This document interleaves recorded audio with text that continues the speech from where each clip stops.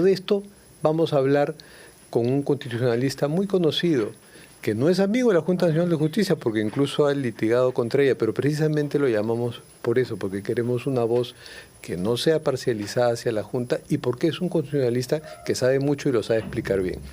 Gracias por acompañarnos, doctor Aníbal Quiroga. ¿Cómo está, Fernando? Buenas noches. ¿Le pareció la medida cautelar esta pertinente, adecuada, bien sustentada, esta medida cautelar que ordenó al Congreso suspender el proceso contra la JNJ?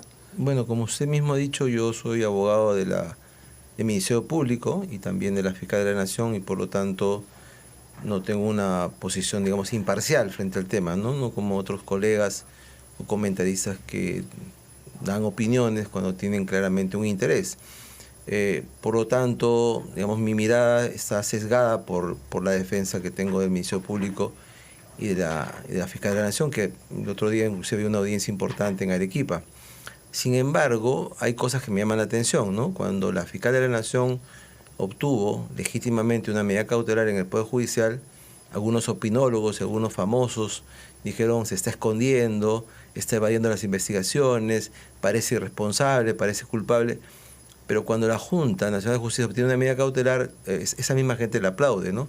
Entonces lo que a mí me llama la atención es esta doble moral, ese doble estándar que existe en este mundo que alguna gente divide entre caviares y no caviares, ¿no?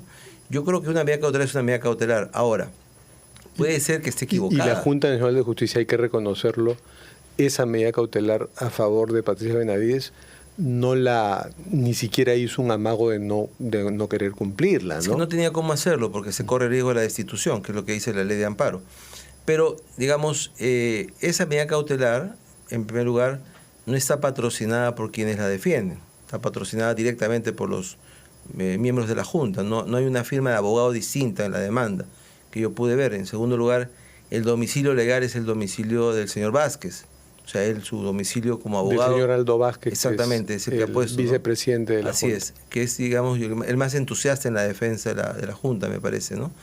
Y en tercer lugar, digamos, una medida cautelar que ha dado la sala y que evidentemente es del Poder Judicial, pero que omite un tema importante, ¿no? Que es ¿Cuál es? La sentencia de febrero de este año del Tribunal Constitucional que estableció cuáles eran las competencias del Poder Judicial frente al Congreso.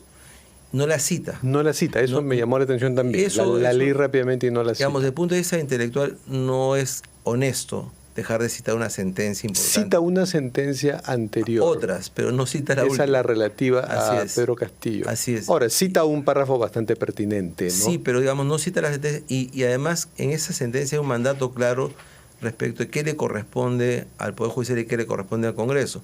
Entonces habrá que ver qué ocurre, por un lado en el Tribunal Constitucional y por otro lado en el Poder Judicial, en la apelación. Digamos, pero claramente hay una omisión. Ya que trajo a colación esa sentencia importante del TC, que fue en relación a el proceso que se interrumpió pues de la elección del Defensor del Pueblo, Tribunal Constitucional y Jurado Nacional de Elecciones. Esa sentencia ha estado siendo citada por varios congresistas que decían, no, porque esa sentencia obliga al Poder Judicial a respetar cualquiera de nuestros procedimientos. No es así, ¿no? Hay excepciones. Esa sentencia, digamos, establece un límite para el Poder Judicial e impide este tipo de medidas cautelares, excepto cuando hay la afectación de derechos fundamentales. ¿Y cree que en este caso lo sabía? Eso habrá que discutirlo, ¿no? Si hay claramente afectación de derechos fundamentales o no.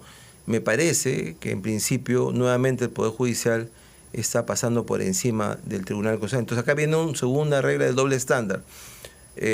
Las resoluciones judiciales hay que cumplirlas, claro, se cumplen, en el Estado democrático de derecho se cumplen las decisiones judiciales, pero el sistema judicial tiene una jerarquía: juzgados, Cortes Superiores, Corte Suprema, Tribunal Constitucional. Entonces, ¿quién tiene más autoridad judicial? ¿La Corte Superior o el Tribunal Constitucional? ¿A quién se le ha encargado en la Constitución la interpretación de la Constitución? ¿A la Corte Superior o al Tribunal Constitucional? Podría ser que alguien piense o concluya que la Corte Superior está desconociendo un fallo del Tribunal Constitucional. En el caso que lo haya interpretado mal esa sentencia. Es que ni siquiera la cita, o sea, no es que ni siquiera, porque digamos, lo honesto sería citarla y discutirla. Esa es una falla de la medida cautelar. Debieron citarla y tenían argumentos además, para citarla, porque al citar a la otra que versaba sobre un tema parecido, Claro, hubiera sido mejor claro. que citen a esta, que es posterior. Hay quienes piensan, yo creo que con una mala formación intelectual, que solo se cita lo que favorece. No, en los fallos se citan los fallos adversos y se discute y se razona en contrario. Sería lo honesto, ¿no? Pero vamos a ver qué pasa con el propio Tribunal Constitucional y con el Poder Judicial. Esa omisión empobrece la medida cautelar, pero no la anula, pues. No, digamos, automáticamente no la anula, pero habrán instancias superiores donde eso se podrá ser revisado. Y cuando usted se enteró ayer que la Junta de Proveedores había dicho no la vamos a acatar, ¿qué pensó?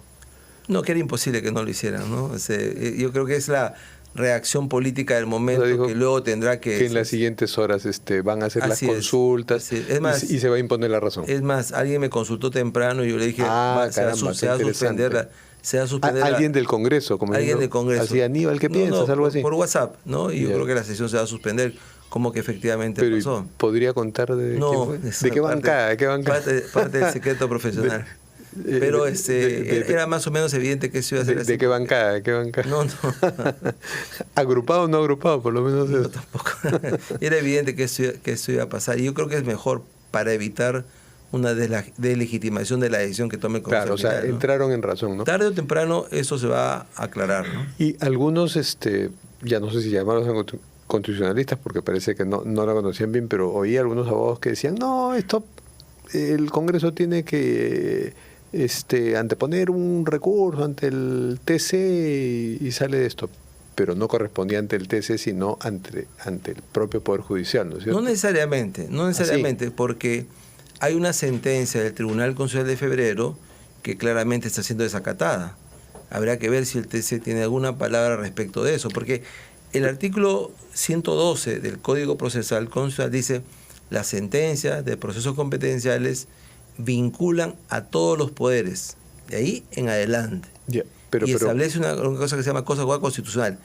Y parecería que esta medida cautelar desconoce eso. Claro, pero no es que esté siendo desacatada esa sentencia, sino está siendo no citada, como usted mismo lo ha dicho. Está desacatando porque claramente el tribunal dijo que ese tipo de medidas cautelares no eran procedentes.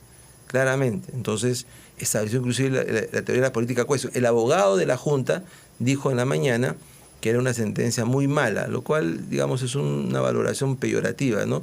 Se presenta el otro día ante el tribunal, habla y espera que le den la razón y luego dice que la sentencia es muy mala. Esas fueron las palabras textuales que utilizó. Pero yo creo que esa sentencia no está siendo reconocida. O sea, no solamente no ha sido citada. Ignorada. Bueno, es que la sentencia del tribunal no puede ser ignorada, pues, porque establece una interpretación vinculante de la Constitución. Es como si uno dejara una pieza, digamos, de un Lego sin ponerla, ¿no? Entonces habrá que ver qué pasa en la Corte Superior Suprema en ese caso. Podemos presumir que no la citaron, pero que consideran que esa sentencia no se opone a los fundamentos por los que dan la medida cautelar.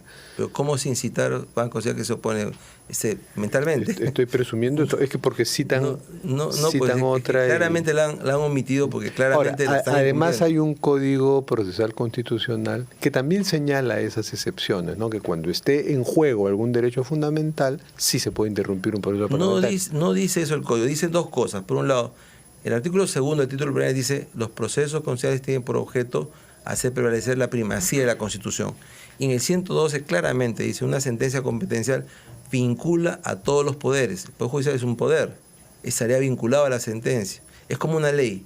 Entonces, no solamente es que no la citan, no la están cumpliendo. Veremos cuál es la consecuencia de eso, ¿no? Pero, digamos, no dejo yo de sonreírme cuando veo el doble análisis, ¿no? Cuando está de nuestro lado, es una cosa mala, es una cosa sospechosa, es una cosa hecha muy rápido, es una cosa hecha de favor, pero cuando está del otro lado hay aplausos para el tema. Ahora, ¿han apelado el Congreso? ¿Eso es lo que tenían que hacer? Me parece que sí. Y proyectando las razones que usted está dando, se podría esperar que es la propia sala u otra sala similar es la que responde a la apelación. Cuando las apelaciones van a un órgano superior, porque la apelación implica ir a un órgano jerárquicamente superior. En este caso, si la causa empieza en la Corte Superior, le corresponde a la Corte Suprema, a una sala constitucional de la Corte Suprema. Uh-huh.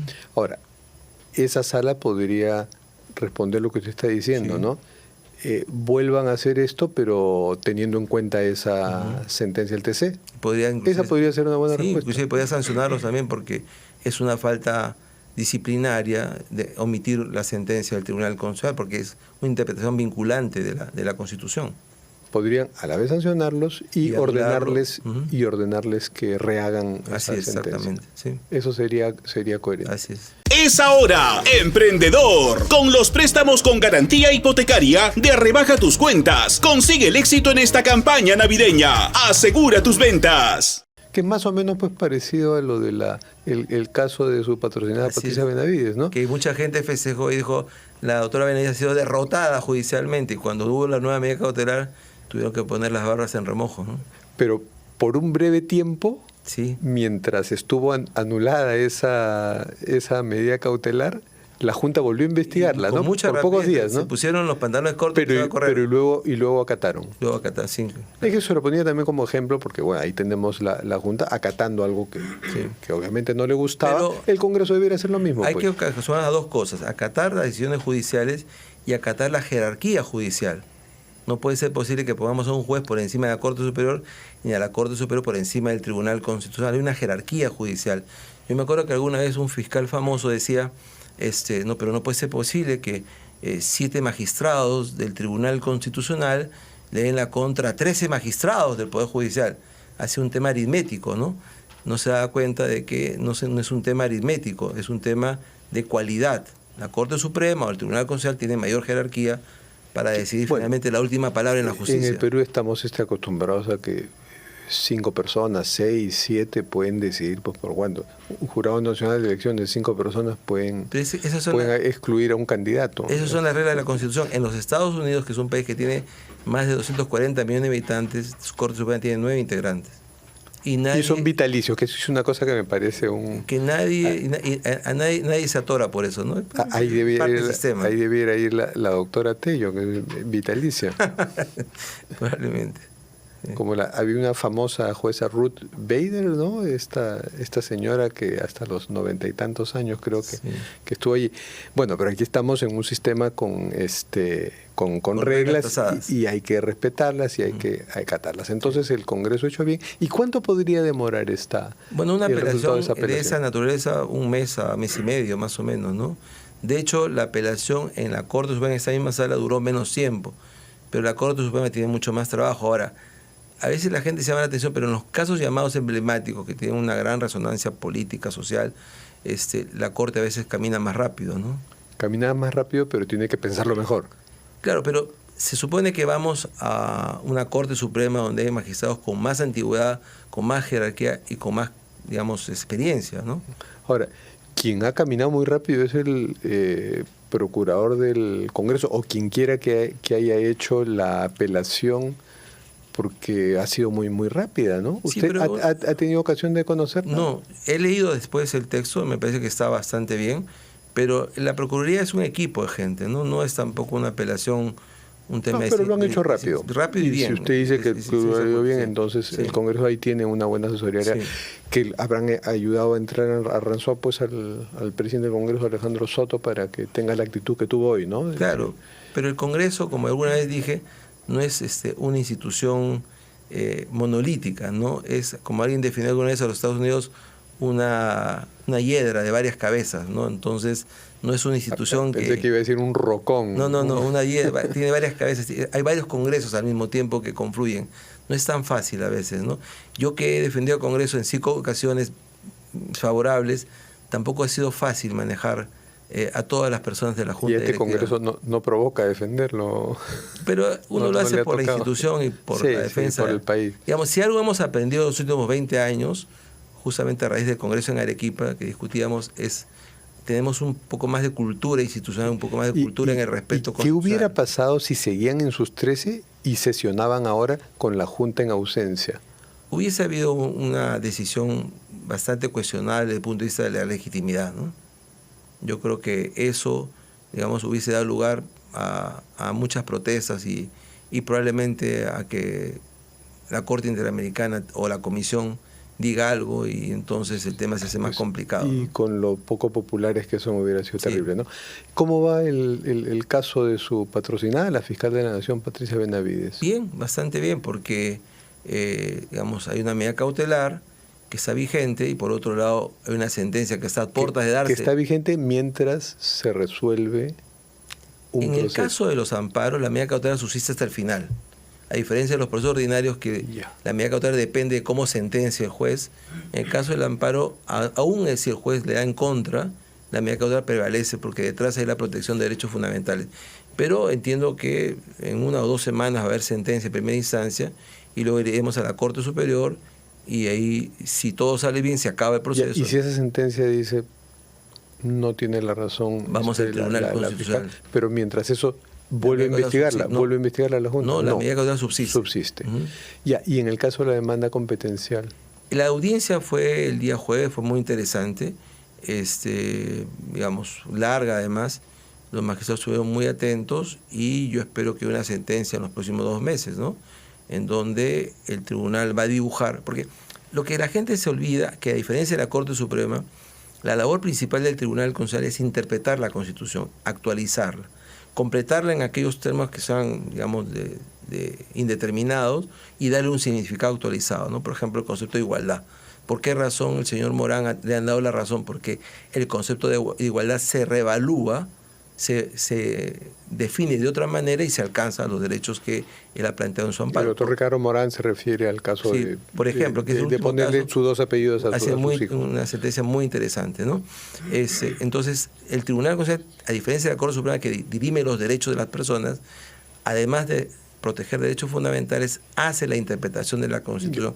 Es la autoridad para decir qué cosa es Constitución. Entonces, en ese tema de la Junta Nacional de Justicia y del Ministerio Público, no está claramente delimitado hasta dónde van las funciones de la Junta frente a la Fiscalía de la Nación como presidenta del Ministerio Público, que es lo que dice la Constitución. Y ahí tendrá que ser imaginativo el tribunal. Justamente de eso se trata, ¿no? Las constituciones. Además, para que no quede la percepción que la fiscal sea intocable, porque no, claro, algún control hay que hacer. Nadie sostiene eso, pero ahí viene otra vez, por tercera vez, el doble estándar. ¿Qué es lo que le pide la Junta al Congreso? Imparcialidad, tipicidad, que se respete el debido proceso. ¿Qué es lo que pide la fiscal de la Nación a la Junta? Imparcialidad, tipicidad, que se respete el debido proceso. Estamos hablando de lo mismo, pero yo a veces lo veo con cierto candor, como la Junta hacia el Congreso dice una cosa y la Junta frente a los demás hace otra cosa, ¿no? Es que estamos polarizados y la justicia se ha politizado, así como la política se ha judicializado. Pero las reglas deberían ser las mismas, la imparcialidad es la misma, el debido proceso es el mismo para uno y para otro. Supuestamente la ley es igual para todos. A propósito, hay un personaje que ha llamado la atención, el señor Antonio Fernández Gerí, que es el jefe del órgano interno del Ministerio Público, nombrado por la Junta Nacional de Justicia, autónomo respecto a la fiscal Patricia Benavides, pero que está juzgando, investigando, algunos dicen que acosando a muchos fiscales. Entonces hay para algunos la percepción que la fiscal Patricia Benavides está detrás de esto. ¿Te ha conversado con ella? ¿Qué puedes decir respecto a este caballero? Él ha sido nombrado Fernández por la Gerí? Junta. Sí. Yo mismo se lo estoy diciendo. Para utilizar un término... Le planteo el tema. Por eso, para utilizar un término coloquial, si usted me lo permite, ¿cómo hace ñañito de la fiscal de la Nación nombrado por la Junta? Y la Junta está en contra de la fiscal de la Nación. Lo que pasa es que había un cambio. Digamos, por un lado, en los sistemas judiciales hay 2 vertientes: los activistas y los garantistas. Los activistas son, no importa lo que yo haga, el fin justifica los medios, aun si paso por encima de la ley. Y los garantistas tienen una protección mayor de los derechos fundamentales. Pero en el caso de los órganos de control interno, a raíz de todos esos cambios activistas que se han dado y la participación ciudadana y tal, se le ha quitado al órgano interno el control de la magistratura. Digamos, lo tradicional era que el jefe del control era un magistrado, el jefe de control en el Ministerio Público era un fiscal. Y entonces, bajo la teoría de que Otorongo no come Otorongo y se iban rotando y se protegían entre ellos, hoy día se ha quitado. Se ha nombrado una autoridad autónoma de control, tanto en el Poder Judicial como en el Ministerio Público. Y la nombra la Junta Nacional de Justicia. Eso, ¿qué injerencia puede tener el presidente del Poder Judicial sobre eso? Sí, bueno, pero para eso es eso. A este ñañito también hay que controlar, ¿no? Porque está teniendo una conducta tendrá que responder de lo que haga frente a la Junta. Bien sospechoso. Pero, sí, pues, no, y además ya la ocultar? Contraloría incluso le ha encontrado algunos Claro, fallas en la prestación de sus documentos. ¿Cómo puede ser responsable de eso la fiscal de la Nación si lo nombra la Junta? Será responsable de la Junta. Un último tema. La Fiscalía ya abrió proceso contra los jueces que han dado la medida cautelar con bastante rapidez. Bueno, pero lo mismo hizo con la Presidenta de la República cuando se presentó la denuncia por genocidio. Lo que pasa... Esto ha sido más rápido. No, es igual. Ahí viene la cuarta cuestión de controversia en materia del doble estándar. El otro día en la audiencia, en Arequipa, cuando se dijo, pero no puede ser posible que la Fiscalía de la Nación tenga 32 denuncias en un año, dijeron, no, pero son denuncias de la ciudadanía. La denuncia no dice nada, además la Junta está obligada a recibir las denuncias y la denuncia no dice nada. En ese caso, ¿qué va a hacer la Fiscalía si se presenta una denuncia por parte de un congresista? Cometería un delito si es que no la atiende. Había una denuncia y la ha tramitado, que es lo mismo que hace la Junta de Justicia, que es lo mismo que se le respondería. Hay una denuncia, hay que tramitarla y la denuncia no dice nada y veremos en la investigación qué responsabilidades salen. Veremos a veces son tantos juicios y procesos unos cruzados con otros que a veces el que nos hemos olvidado sale primero. Por eso es importante mantener una sola línea respecto al respeto a la ley y al respeto a los derechos fundamentales. No puede ser posible que cuando se trate de mi caso, yo sí, claro, por supuesto, y cuando se trate el caso del otro, no, es sospechoso, se está escudando, son medidas cautelares truchas. Ahí está. La Junta tiene su medida cautelar y nadie ha dicho que sea una cosa rara. La Constitución es una sola, pero las interpretaciones son varias. Muchas gracias, doctor, por acompañarnos. Nos despedimos con la secuencia de las cartas sobre la mesa. Por favor, puede escoger una carta.